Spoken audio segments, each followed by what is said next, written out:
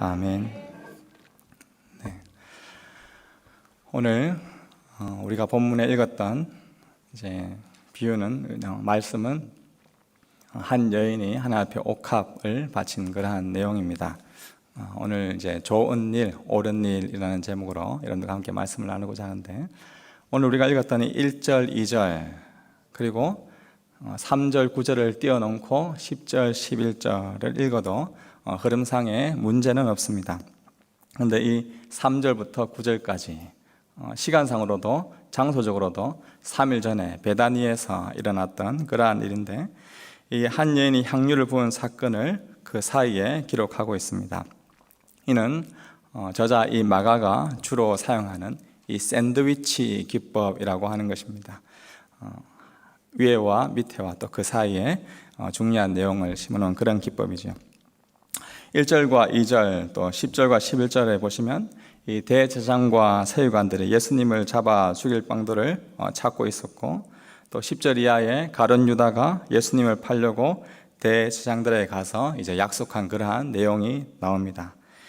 그리고 예수님의 죽음에 대한 이러한 내용이 앞과 뒤에 있고, 실제로 가운데는 예수님의 죽음을 미리 기념하는 그러한 내용이 나오고 있습니다. 오늘 베다니에서 지금 어떠한 일들이 일어나고 있습니까? 예수님이 나병을 고치셨던 베다니의 시몬이라는 집에서 식사를 하고 있었습니다. 그때 한 여자가 찾아왔습니다. 그리고 매우 값진 향유 한 옥합을 깨뜨려서 예수님의 머리 위에 붓습니다.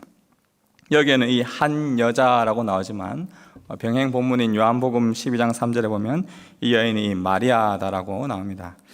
그러나 마가는 이 여인이 누군지 알았음에도 불구하고 무명으로 한 여인이라고 기록합니다. 마가는 왜 이 한 여인이라고 처리했을까요? 적어도 이 본문이 한 여인이 누구인지, 그 여인이 어떤 인물인지에 대해서 주목하지 않는다라는 것입니다. 마가는 이 한 여인이 누구인가 보다 그녀가 했었던 그 행동, 그것이 무엇인지에 집중하고, 또한 그 행동이 무엇을 의미했었는지에 지금 포커스를 맞추고 있습니다. 이 여인의 한 행동이 무엇입니까? 순전한 나드 한 옥합을 가지고 와서 깨뜨려서 예수님의 머리 위에 붓습니다. 요한복음을 통해서 자세히 살펴보면 이 머리뿐만 아니라 발에도 향유를 붓고 자신의 머리털로 그 발을 닦았습니다. 온 향유 냄새가 이 베다니 이 집에 가득하였습니다. 이 여인이 일주일도 채 안 되어 예수님이 죽게 될 것을 알고 의도적으로 이러한 행동을 하였었는지, 아니면 잘 모르고 정말 예수님이라는 그분 자체에 대해서 헌신과 섬김을 하였는지, 학자마다 그러한 의견들은 다양하지만 확실한 것은 이 한 여인의 이러한 행동을 통해서 예수님의 장래, 예수님의 죽음이 결코 헛되지 않고 아주 가치 있다라는 것을 우리에게 말해주고 있습니다. 8절에 그는 힘을 다하여 내 몸에 향유를 부어 내 장례를 미리 준비하였다라고 예수님께서 그 여인이 한 행동에 대해서 평가해주고 있습니다. 더군다나 이러한 한 여인의 행동은 곧 죽음을 앞둔 예수님에게 또는 위로와 기쁨의 향유가 되었음을 우리는 알 수가 있습니다. 예수님은 자신이 곧 걸어가게 될 이제 베다니를 떠나서 예루살렘에 입성해서 그가 받게 될 그러한 삶들을 다 아셨던 분이십니다. 자들을 계속해서 자신이 이 땅에 왜 왔었는지, 예수님이 이 땅에 무엇을 위해서 왔었는지, 그 클라이막스를 향해서 지금 가고 있습니다. 바로 죽음입니다. 구약 성경 신명기 21장의 예언대로 나무에 달려 죽으실 것을 그는 아셨습니다.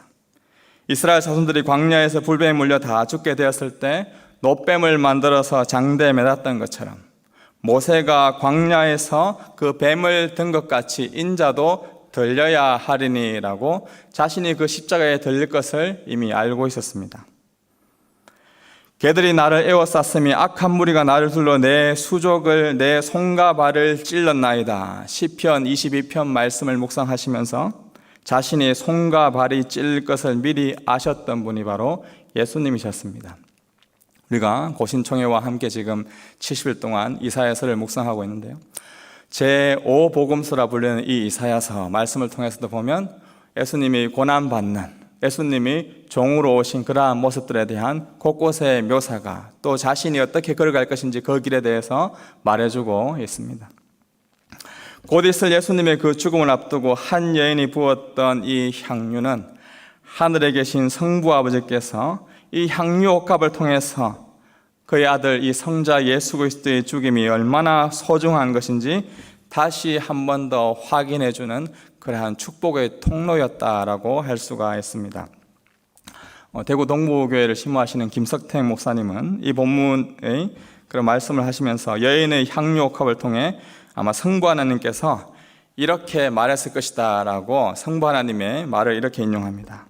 아들아, 곧 네가 걸어가게 될 십자가는 결단코 비겁하거나 비참한 것이 아니란다. 이것은 수많은 죄인을 살리는 가장 영광스러운 죽음이며 아주 귀한 축복의 죽음이란다. 나는 이 향기 나는 이 향유의 기름을 통하여 너의 죽음을 축복하며 너의 죽음이 얼마나 소중한지 알려주기를 원한다. 그 향유가 온 베다니에 퍼져갔던 것처럼 예수 그리스도의 죽음을 통하여서 온 인류를 구원할 그것을 미리 이 사건을 통해서 하나님께서, 성부 하나님께서 성자 예수님에게 오히려 축복하고 있는 그런 말씀이다라고 보는 것이죠. 예수님은 이 향유를 통해서 이 하나님의 그 따뜻한 음성, 자신의 십자가 죽음이 결코 비참하고 비통한 것이 아님을 확신하고 매우 큰 기쁨 가운데 예루살렘으로 갈 수 있도록 하나님께서 그러한 역할을 했다라고 보고 있습니다. 예수님은 그래서 이 한 여인의 향유를 매우 기쁘게 여기며 이렇게 이야기합니다. 6절에 내게 좋은 일을 하였다. 근데 이러한 내막을 알지 못했던 제자들과 곁에 있었던 여러 사람들은 이 여인의 이러한 행동에 대해 어떤 평가를 내리고 있습니까? 옳지 못하다. 이거는 화낼 만한 일이다. 사람들이 화를 내어 서로 이러한 여인의 행동에 대해 붕괴하였다라고 나오고 있습니다. 여인이 부었던 이 나드, 이스라엘의 땅에서 나지 않는 그러한 기름입니다. 인도산 수입품으로 매우 값비싼 향유입니다. 4절에 어떤 사람들이 화를 내어 서로 말하되 어찌하여 이 향유를 허비하는가? 이들의 이러한 반응은 지극히 정상적인 반응일까요? 아니면 비정상적인 반응일까요? 일반적으로 봤을 때는 굉장히 정상적인 반응일 수 있습니다. 머리가 잘 돌아가는 사람들이 계산을 해보니 적어도 이 향유는 300데나리온 이상의 가치가 있었습니다. 노동자의 하루의 품삯을 1데나리온이라고 하는데 300데나리온 이상이니 적어도 노동자 한 명이 1년 이상의 일을 해야지만 이 나드 한 옥합을 마련할 수가 있는 그러한 가치입니다. 오늘날 뉴질랜드 달러로 환산하더라도 향유 옥합은 적어도 5만 달러 이상의 가치가 있었습니다. 한 번에 5만 달러 이상의 가치가 되는 그 향유 옥합을 예수님의 머리에 부었다. 지금 코로나로 힘든 사람들도 많은데, 곳곳에 많이 힘든 분들도 많은데, 가난한 사람들도 많은데 어떻게 저렇게 5만 달러를 한 번에 허비할 수가 있는가? 그렇게 말할 수 있었던 사람들이 과거에 있었다는 것이죠.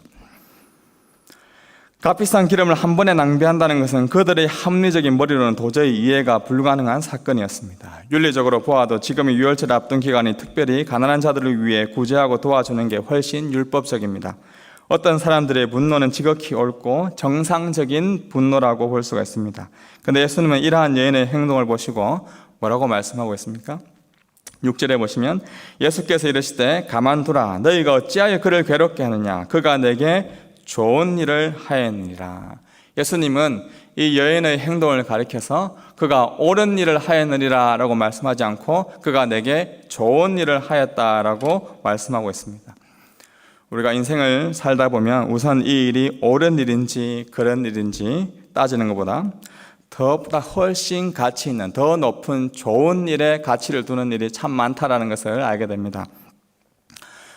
고신의대 초대 원장님이셨던 장기래 박사님, 그가 불렸던 별명이 무엇인지 아십니까? 네, 바보 의사입니다. 그가 진찰이 서툴고 못해서 바보다라고 그렇게 불린 것이 아닙니다. 당시 이 한국에서 심장 수술로는 가장 명의로 소문난 분이 장기래 박사님이셨습니다. 장기래 박사님은 병원장이셨는데 수술을 하다 보니까 참 가난하여서 수술비를 낼 돈이 없어서 전전긍긍 앓고 있는 그러한 사람들이 너무 많았습니다. 그 마음이 너무 안타까워서 밤에 몰래 그 병실에 들어가서 도망갈 수 있도록 뒷문을 열어주시고, 그리고 병원 이제 자신의 사비까지 털어서 이것 좀 사 먹어라 라고 그렇게 이야기하시는 그런 분이 바로 장기래 박사님이었습니다. 분명히 행정 업무를 담당하는 병원의 입장에서 보면 병원비를 내지 않고 도망가게 하는 일, 병원장으로서 그렇게 하면 안 되는 일입니다. 옳지 못한 일입니다. 그러나 우리는 그분을 향해서 좋은 일을 하신 분이다 라고 평가하며 지금도 그분을 존경하고 있습니다. 사람들의 아픔을 누구보다 같이 아파하고 공감해 주었던 분이 바로 바브의사 장기래 박사님이었기 때문에 그렇습니다. 오늘 본문에 나오는 이 여인이 한 행동도 율법적으로 보나 상식적으로 보나 옳지 못한 행동으로 보일 수 있습니다. 그러나 예수님은 이 여인의 행동을 좋은 일을 하였다라고 칭찬하고 있습니다. 그 이유가 무엇입니까? 7절에 가난한 자들은 항상 너희와 함께 있으니 아무 때라도 원하는 대로 도울 수 있거니와 나는 너희와 항상 함께 있지 아니하리라. 그는 힘을 다하여 내 몸에 향유를 부어 내 장례를 미리 준비하였느니라. 이 여인은 힘을 다하여 예수님의 죽음, 그 몸에 향유를 부어 예수님의 장례를 미리 준비하였습니다. 제자들조차도 3년 동안 함께했던 그 제자들조차도 예수님의 죽으심을 알아차리지 못하였지만 이 여인은 자신의 행동을 통해 예수 그리스도의 그 죽음을 미리 준비하였던 것입니다. 한 여인이 자신의 머리를 풀어서 예수님의 발을 닦았습니다. 여인이 그 당시 이 머리를 푼다는 것은 자신의 전부를 다 내어놓는다는 그러한 헌신의 표현입니다. 이 머리로 발을 닦는다. 철저히 자기 자신을 부인한다는 거죠. 나를 죽인다라는 것입니다. 지금 내 앞에 있는 당신의 그 몸을 통하여서 그리스도이신 당신을 통하여서 당신의 이제 앞으로의 그 죽음을 통해서 나 같은 자가 구원을 얻을 수 있습니다라는 이러한 한 여인의 고백이 바로 이 행동 속에 있는 것입니다.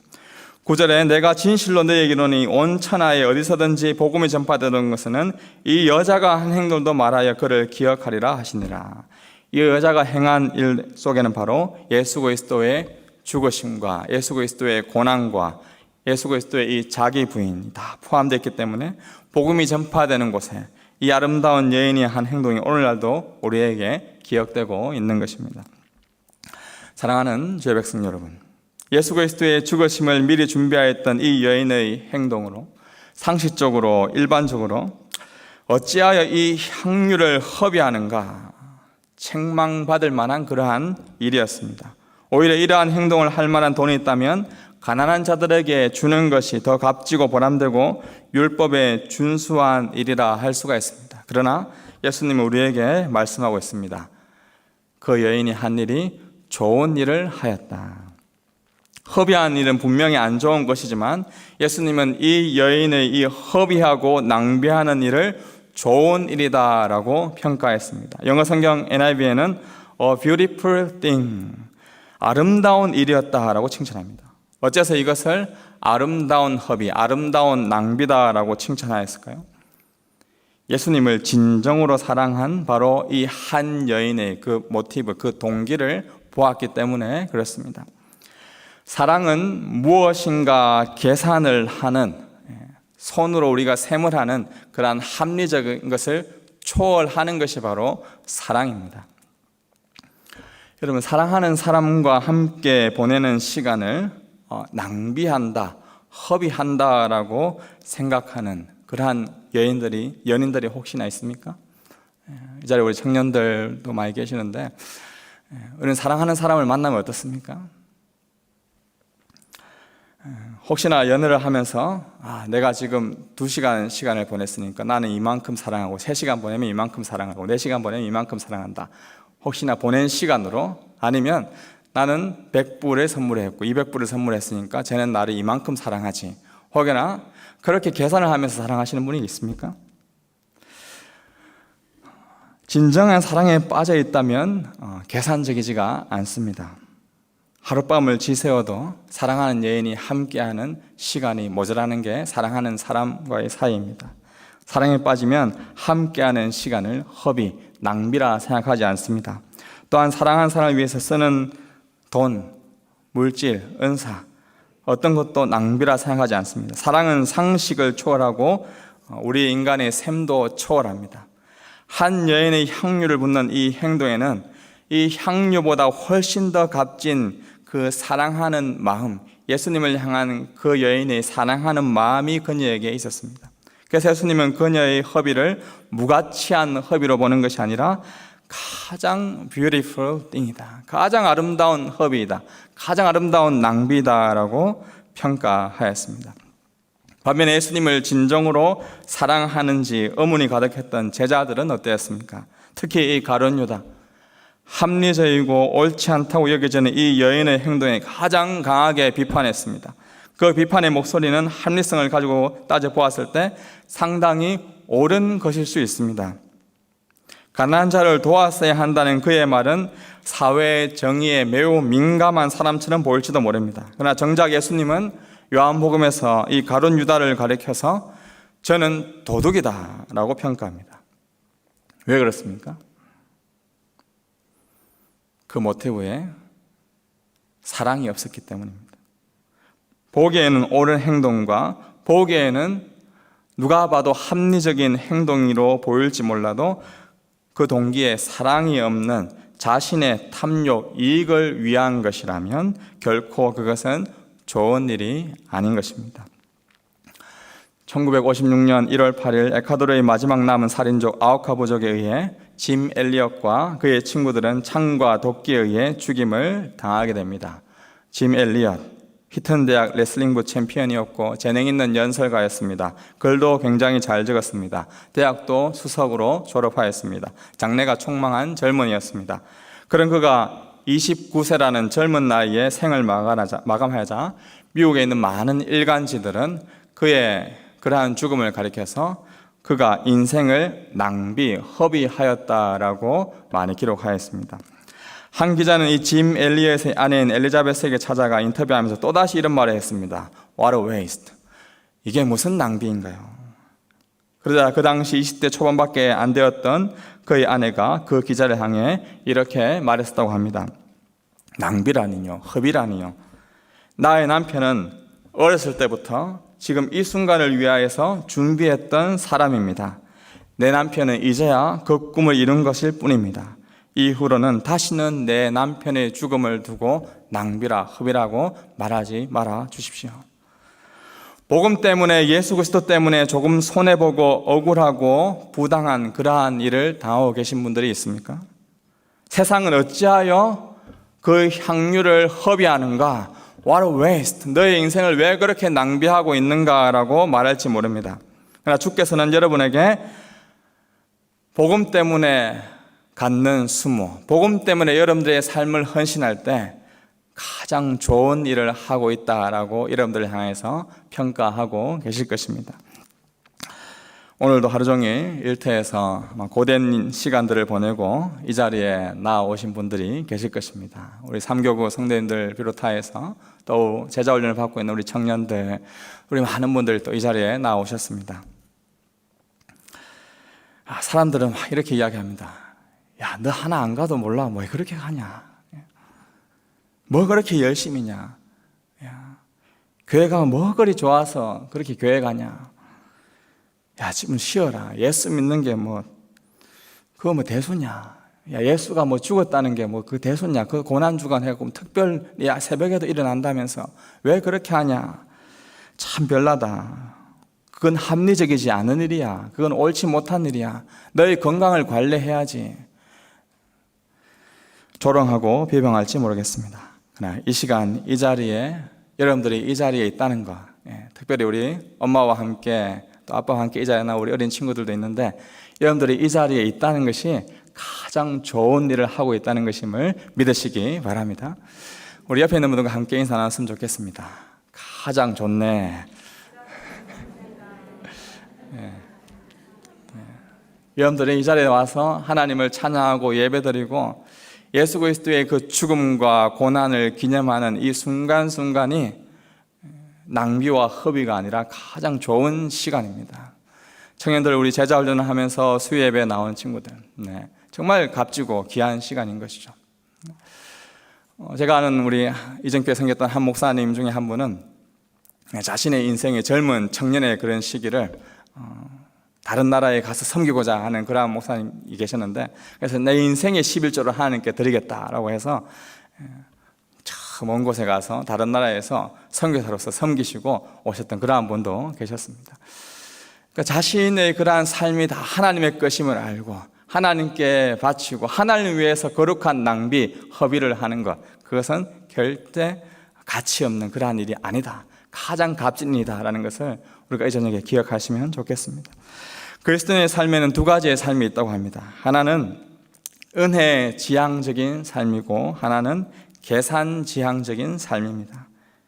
계산 지향적인 삶은 헌신을 하고 봉사를 하면서도 하나하나 숫자로, 수치로 나타내기를 즐겨합니다. 내가 주님께 무엇을 해드렸었는데, 내가 다른 사람에게 이러한 것을 해주었었는데, 내가 교회에 얼마나 바쳤었는데, 그러한 것들을 수직화해서 표식화해서 기록합니다. 생각합니다. 이러한 사람은 안타깝게도 그 마음에 평안함이 없습니다. 이러한 계산은 철저히 또한 자기 중심적으로 자기가 생각하는 그러한 계산이기 때문에 정확한 계산도 아닙니다. 항상 남에게 준 것이 내가 받은 것보다 더 커 보입니다. 내가 받은 것은 항상 조그마해 보이고 내가 남에게 준 것은 항상 커 보이는 거죠. 내가 바친 것이 더 커 보이고 받은 축복은 늘 손바닥보다 더 작게 느껴지는 것이 계산지향적인 삶의 모습입니다. 이러한 마음은 우리를 점점 더 불행하게 만듭니다. 그러나 은혜 지향적인 삶은 어떻습니까? 하나님께서 나 같은 자도 구원하여 주셨구나. 하나님께서 나를 이 구원의 한울타리 하늘의 교회에 나 같은 자도 하나님께서 불러주셨구나. 이 공동체에 불러주신 것만으로도 감사하며 섬기는 자입니다. 어떻게 하면 내가 더 많이, 더 가치 있고 소중한 것으로 하나님을 섬길 수 있을지 고민하는 자가 은혜의 지향적인 삶입니다. 모든 것이 은혜이기 때문에 늘 감사하고 그의 마음에는 평안함이 있습니다. 주신 것도 은혜요. 혹여나 나의 건강과 나의 물질과 나의 관계에 있어서 정말 불안하고 힘든 것들이 찾아오고 빼앗아 갈지언정 그것 또한 은혜다라고 고백하는 것입니다.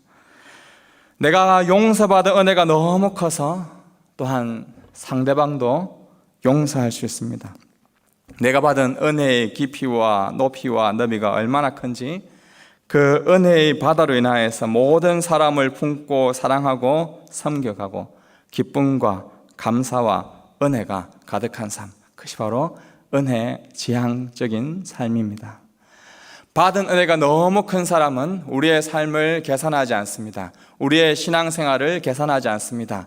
내가 이렇게 특별 새벽 기도회를 이렇게 꼬박꼬박 참석했는데 하나님 나에게 주셔야 되지 않습니까? 내가 이렇게 하나님께 물질을 드렸는데, 내가 이렇게 지금 내 시간을 쪼개서 하나님께 헌신했는데 하나님께서 나에게 해줘야 되지 않습니까? 라고 계산하지 않습니다. 오히려 우리가 이 자리에 나올 수 있는 것이 은혜요, 하나님 앞에 섬길 수 있는 것이 은혜요, 하나님 앞에 우리가 찬양하고 기도 드릴 수 있는 것 자체가 은혜다라고 고백할 수 있는 것입니다. 모든 것이 주의 은혜입니다. 순간순간 우리가 보내는 이 순간이 두 번 다시 오지 않습니다. 계산하여 삶을 사는 것이 아니라 하나님께 주신 은혜에 감사하며 우리를 용서하신 주님의 은혜에 감사하며 살아가는 우리 한 분 한 분 되기를 주님의 이름으로 축복합니다. 말씀을 맺겠습니다.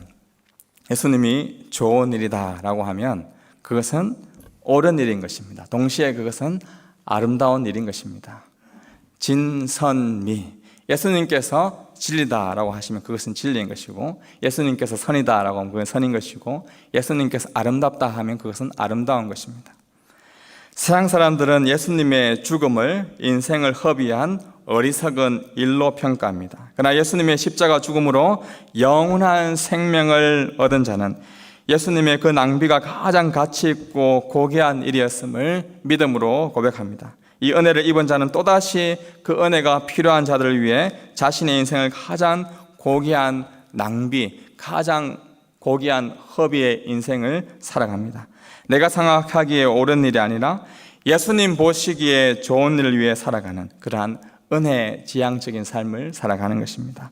이 좋은 일에 함께 걸어가는 우리 구원의 한 울타리, 하늘의 교회 되기를 주님의 이름으로 축복합니다. 기도하겠습니다. 하나님 아버지, 우리를 위하여 하늘 영광 버리시고 기꺼이 신실하게 기쁨으로 이 땅에 내려오신 성자 예수 그리스도, 그분의 그 은혜를 찬양하며 높여드립니다.